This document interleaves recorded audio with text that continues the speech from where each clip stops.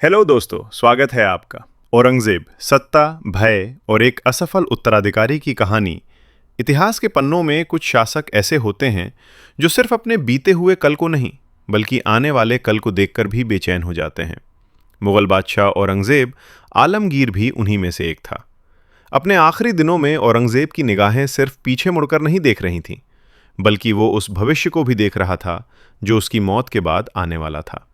और जो कुछ उसे दिखाई दे रहा था वो उसे बिल्कुल पसंद नहीं था। औरंगजेब की सबसे बड़ी चिंता क्या थी?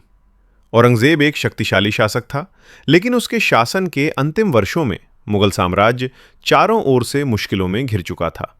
दक्षिण में मराठों का दबाव, उत्तर में विद्रोह, खाली होता खजाना और थकी हुई फौजें, इन सब ने मिलकर मुगल हुकूमत को हिला दिया था।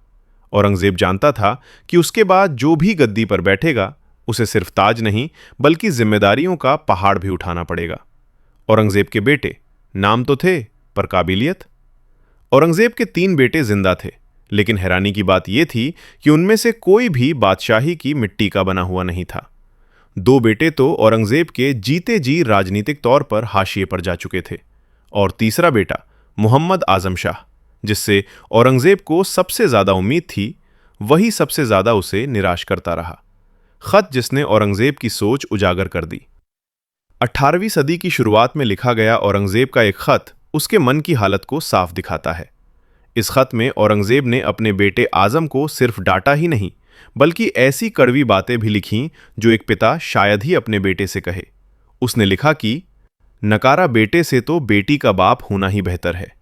सोचिए, एक बादशाह, एक पिता और एक डूबते साम्राज्य की बेचैनी, सब इस एक पंक्ति में छिपी थी। औरंगजेब का सबसे चुभता हुआ सवाल खत के अंत में औरंगजेब ने अपने बेटे से एक ऐसा सवाल पूछा जो आज भी इतिहास में गूंजता है। तुम इस दुनिया में अपने दुश्मनों को और उस दुनिया में पाक परवरदिगार को क्या मुंह दिखाओगे? ये सिर्फ एक सवाल नहीं था, ये औरंगजेब की निराशा, डर और असहायता की आवाज थी। असली सच्चाई क्या थी? औरंगजेब ये नहीं समझ पा रहा था कि वो खुद अपने भीतर जवाबदेही का बोझ महसूस कर रहा है।